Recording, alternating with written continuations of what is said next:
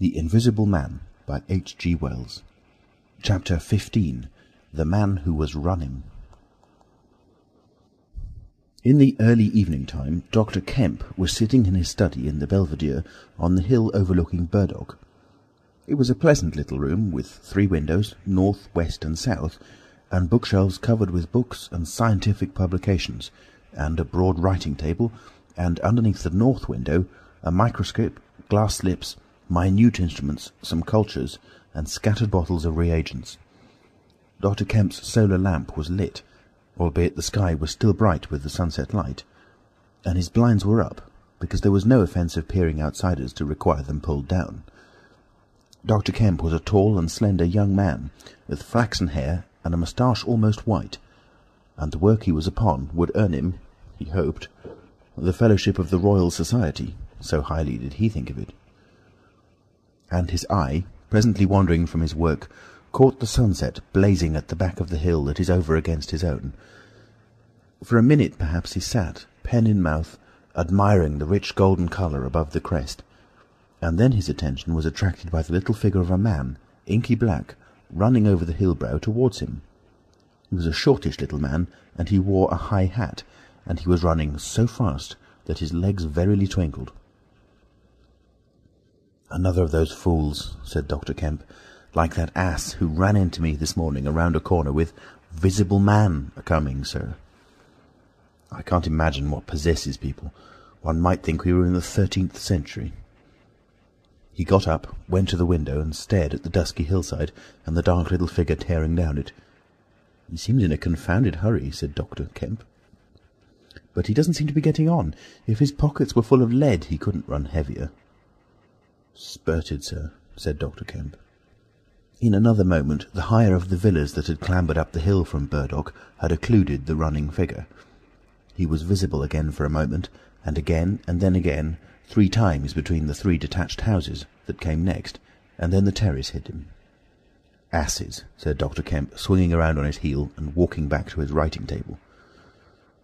But those who saw the fugitive nearer, and perceived the abject terror on his perspiring face, being themselves in the open roadway, did not share in the doctor's contempt. The man pounded, and as he ran he chinked like a well-filled purse that is tossed to and fro. He looked neither to the right nor the left, but his dilated eyes stared straight downhill to where the lamps were being lit and the people were crowded in the street, and his ill-shaped mouth fell apart, and a glary foam lay on his lips, and his breath came hoarse and noisy. All he passed stopped and began staring up the road and down, and interrogating one another with an inkling of discomfort for the reason of his haste. And then presently, far up the hill, a dog playing in the road yelped and ran under a gate, and as they still wondered something, a wind, a pad, pad, pad, a sound like a panting breathing, rushed by. People screamed. People sprang off the pavement. It passed in shouts. It passed by instinct down the hill. They were shouting in the street before Marvel was halfway there. They were bolting into houses and slamming the doors behind them, and with the news. He heard it and made one last desperate spurt. Fear came striding by, rushed ahead of him, and in a moment had seized the town. "The Invisible Man is coming! The Invisible Man!" Chapter 16. In the Jolly Cricketers. The Jolly Cricketers is just at the bottom of the hill, where the tram lines begin. The barman leant his fat red arms on the counter and talked of horses with an anaemic cabman, while a black-bearded man in a grey snapped up biscuit and cheese, drank Burton, and conversed in American with a policeman off duty. "What's the shouting about?" said the anaemic cabman, going off at a tangent, trying to see up the hill over the dirty yellow blind in the low window of the inn. Somebody ran by outside. "Fire, perhaps," said the barman. Footsteps approached, running heavily. The door was pushed open violently, and Marvel, weeping and dishevelled, his hat gone, the neck of his coat torn open, rushed in, made a convulsive turn, and attempted to shut the door. It was half held open by a strap. "Coming!" he bawled, his voice shrieking with terror. "He's coming! The Invisible Man! After me, for Gord's sake! Help! Help! Help!" "Shut the doors," said the policeman, "Who's coming? What's the row?" He went to the door, released the strap, and it slammed. The American closed the other door. "Let me go inside," said Marvel, staggering and weeping, but still clutching the books. "Let me go inside. Lock me in somewhere. I tell you, he's after me. I gave him the slip. He said he'd kill me, and he will." "You're safe," said the man with the black beard. "The door's shut. What's it all about?" "Let me go inside," said Marvel, and shrieked aloud as a blow suddenly made the fastened door shiver, and was followed by a hurried rapping and a shouting outside. "Hello!" cried the policeman. "Who's there?" Mr. Marvel began to make frantic dives at panels that looked like doors. "He'll kill me. He's got a knife or something, for God's sake." "Here you are," said the barman. "Come in here." And he held up the flap of the bar. Mr. Marvel rushed behind the bar as the summons outside was repeated. "Don't open the door!" he screamed. "Please don't open the door! Where shall I hide?" This invisible man, then?" asked the man with the black beard, with one hand behind him. "I guess it's about time we saw him." The window of the inn was suddenly smashed in, and there was a screaming and running to and fro in the street. The policeman had been standing on the settee, staring out, craning to see who was at the door. He got down with raised eyebrows. "It's that," he said. The barman stood in front of the bar parlour, which was now locked on Mr. Marvel, stared at the smashed window, and came around to the other two men. Everything was suddenly quiet. "I wish I had my truncheon," said the policeman, going irresolutely to the door. "Once we open, in he comes. There's no stopping him." "Don't you be in too much hurry about that door," said the anaemic cabman anxiously. "Draw the bolts," said the man with the black beard. "And if he comes—" He showed a revolver in his hand. "That won't do," said the policeman. "That's murder." "I know what country I'm in," said the man with the beard. "I'm going to let off at his legs. Draw the bolts." "Not with that blinking thing going off behind me," said the barman, craning over the blind. "Very well," said the man with the black beard, and stooping down, revolver ready, drew himself. Barman, cabman, and policeman faced about. "Come in," said the bearded man in an undertone, standing back and facing the unbolted doors with his pistol behind him. No one came in. The door remained closed. 5 minutes afterwards, when a second cabman pushed his head in cautiously, they were still waiting, and an anxious face peered out of the bar parlour and supplied information. "Are all the doors of the house shut?" asked Marvel. "He's going round, prowling round. He's as artful as the devil." "Good Lord," said the burly barman. "There's the back. Just watch them doors, I say." He looked about him helplessly. The bar parlour door slammed, and they heard the key turn. "There's the yard door and the private door. The yard door—" He rushed out of the bar. In a minute he reappeared with a carving knife in his hand. "The yard door was open," he said, and his fat underlip dropped. "He may be in the house now," said the first cabman. "He's not in the kitchen," said the barman. "There's 2 women there, and I've stabbed every inch of it with this little beef slicer. And they don't think he's come in. They haven't noticed." "Have you fastened it?" asked the first cabman. "I'm out of frocks," said the barman. The man with the beard replaced his revolver, and even as he did so the flap of the bar was shut down and the bolt clicked, and then with a tremendous thud the catch of the door snapped and the bar parlour door burst open. They heard Marvel squeal like a caught leveret, and forthwith they were clambering over the bar to his rescue. The bearded man's revolver cracked, and the looking-glass at the back of the parlour starred and came smashing and tinkling down. As the barman entered the room he saw Marvel, curiously crumpled up and struggling against the door that led to the yard and kitchen. The door flew open while the barman hesitated, and Marvel was dragged into the kitchen. There was a scream and a clatter of pans. Marvel, head down and lugging back obstinately, was forced to the kitchen door, and the bolts were drawn. Then the policeman, who had been trying to pass the barman, rushed in, followed by one of the cabmen, grabbed the wrist of the invisible hand that collared Marvel, was hit in the face and went reeling back. The door opened, and Marvel made a frantic effort to obtain a lodgment behind it. Then the cabman collared something. "I got him," said the cabman.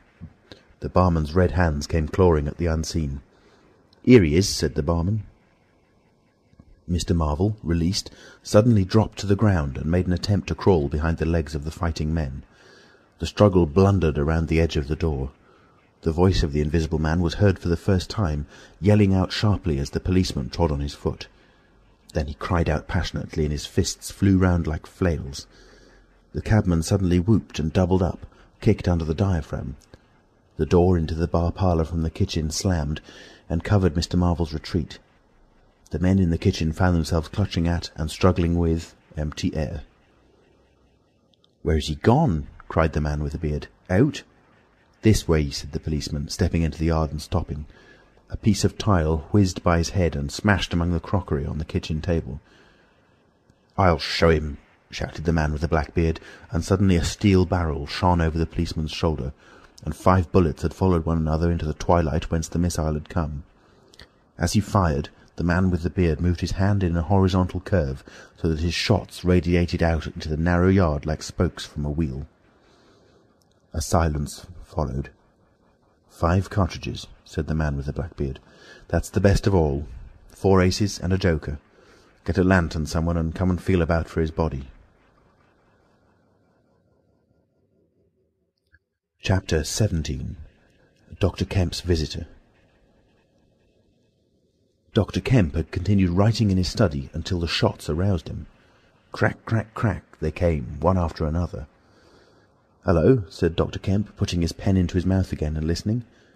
"Who's letting revolvers off in Burdock? What are the asses at now?"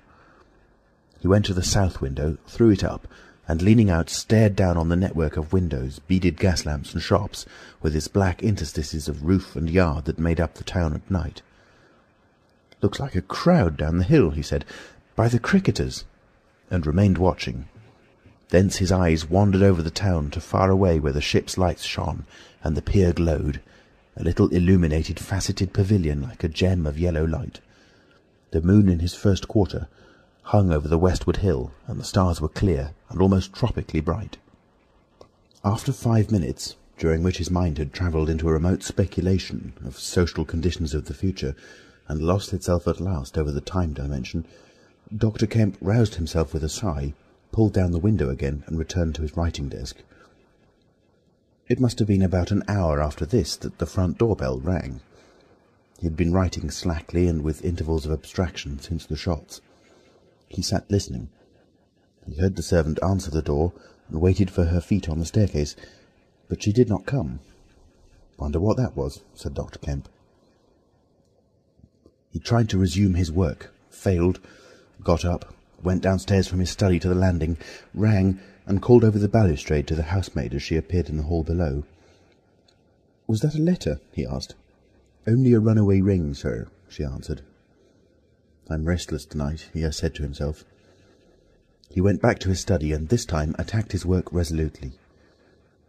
In a little while he was hard at work again, and the only sounds in the room were the ticking of the clock and the subdued shrillness of his quill, hurrying in the very centre of the circle of light his lampshade threw on his table. It was 2 o'clock before Dr. Kemp had finished his work for the night. He rose, yawned, and went downstairs to bed. He had already removed his coat and vest when he noticed that he was thirsty. He took a candle and went down to the dining-room in search of a siphon and whisky.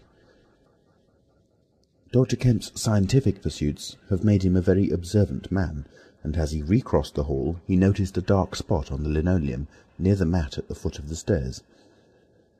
He went on upstairs, and then it suddenly occurred to him to ask himself what the spot on the linoleum might be. Apparently some subconscious element was at work. At any rate, he turned with his burden, went back to the hall, put down the siphon and whisky, and, bending down, touched the spot. Without any great surprise, he found it had the stickiness and colour of drying blood. He took up his burden again and returned upstairs, looking about him and trying to account for the blood spot. On the landing he saw something, and stopped astonished. The door-handle of his own room was blood-stained. He looked at his own hand. It was quite clean, and then he remembered the door of his room had been open when he came down from his study, and that consequently he had not touched the handle at all. He went straight into his room, his face quite calm, perhaps a trifle more resolute than usual. His glance, wandering inquisitively, fell on the bed. On the counterpane was a mess of blood, and the sheet had been torn. He had not noticed this before because he had walked straight to the dressing-table. On the further side, the bedclothes were depressed, as if someone had recently been sitting there. Then he had an odd impression that he heard a low voice say, "Good heavens, Kemp!" But Dr. Kemp was no believer in voices. He stood staring at the tumbled sheets. Was that really a voice? He looked about again, but noticed nothing further than the disordered and blood-stained bed. Then he distinctly heard a movement across the room, near the wash-hand stand. All men, however highly educated, retain some superstitious inklings. The feeling that is called eerie came upon him. He closed the door of the room, came forward to the dressing-table, and put down his burdens. Suddenly, with a start, he perceived a coiled and blood-stained bandage of linen rag hanging in mid-air between him and the wash-hand stand.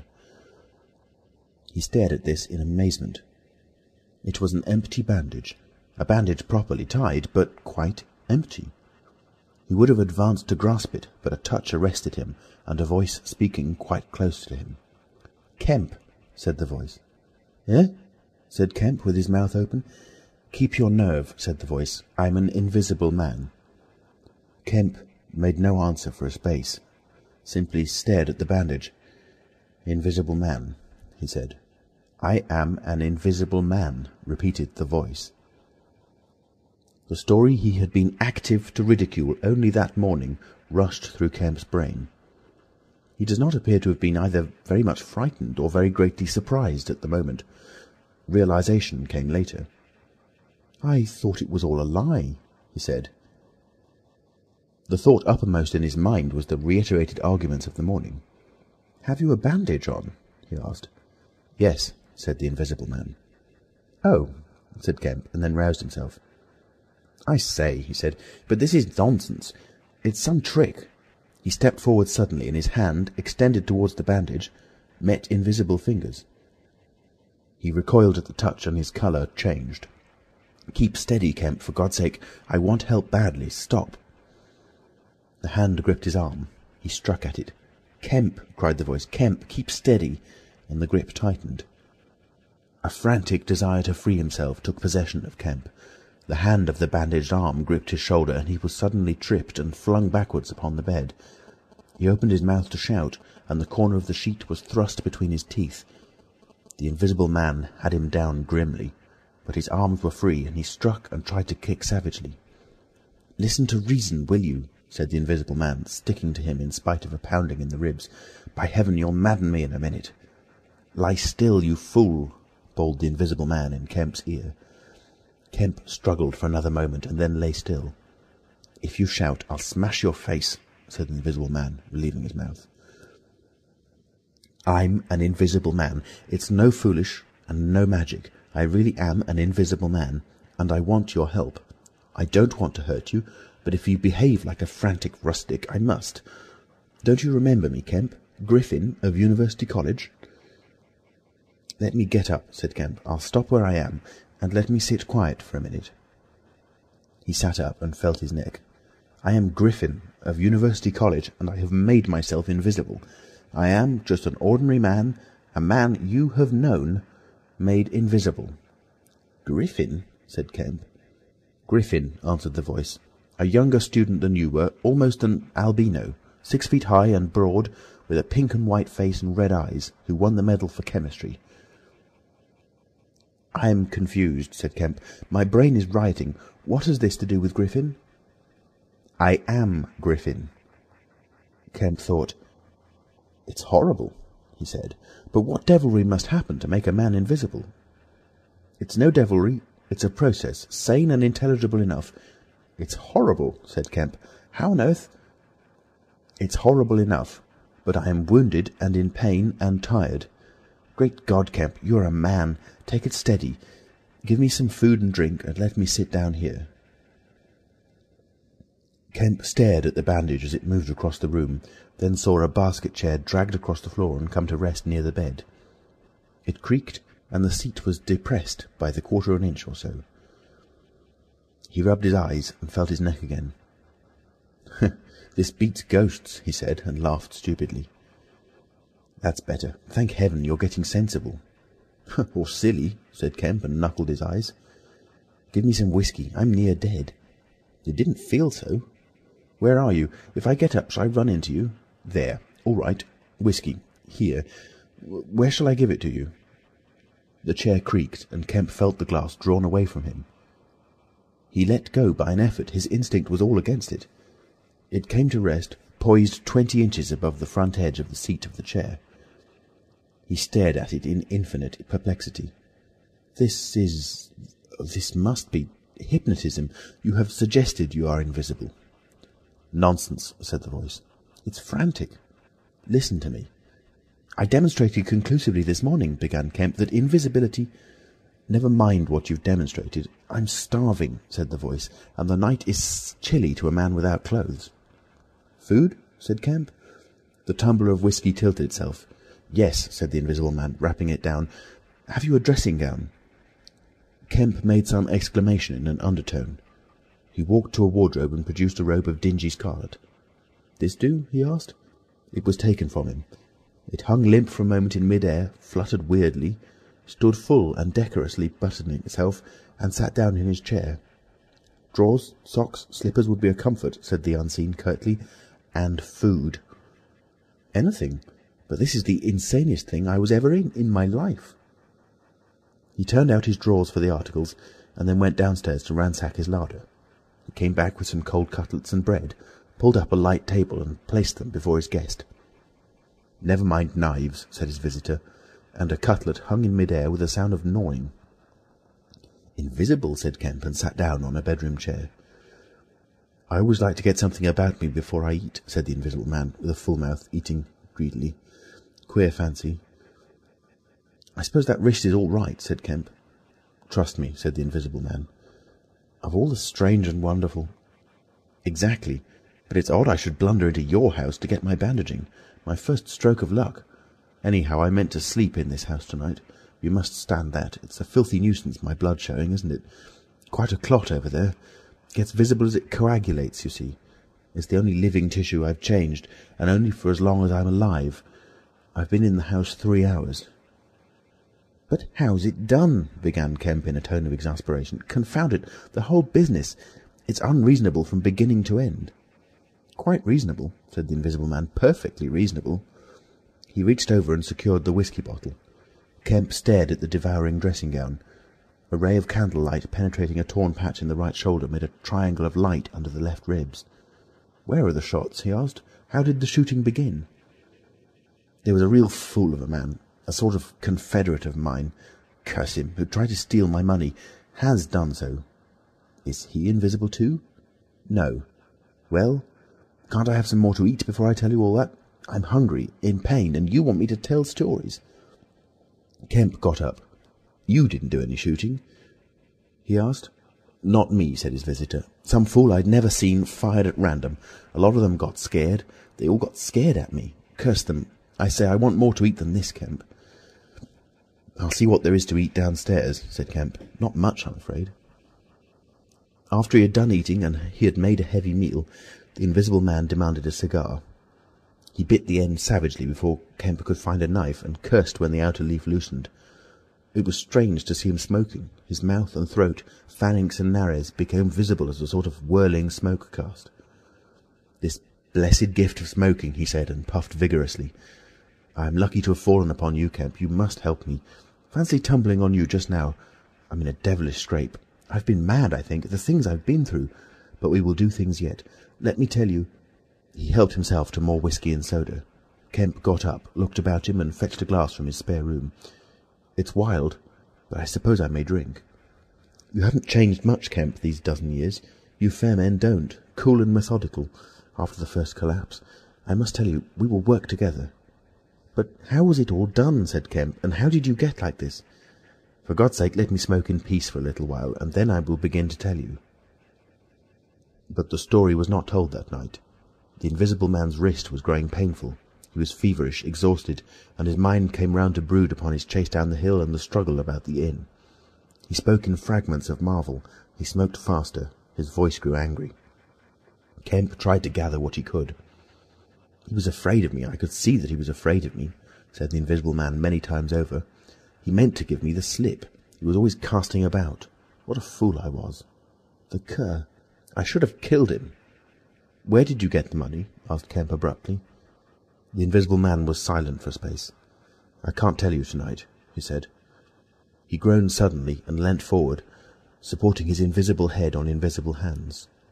"Kemp," he said, "I've had no sleep for near 3 days, except a couple of dozes an hour. I must sleep soon." "Well, have my room, have this room." "But how can I sleep? If I sleep he will get away." "Oh, what does it matter?" "What's the shot wound?" asked Kemp abruptly. "Nothing. Scratch and blood." "Oh God, how I want sleep." "Why not?" The Invisible Man appeared to be regarding Kemp. "Because I've a particular objection to being caught by my fellow men," he said slowly. Kemp started.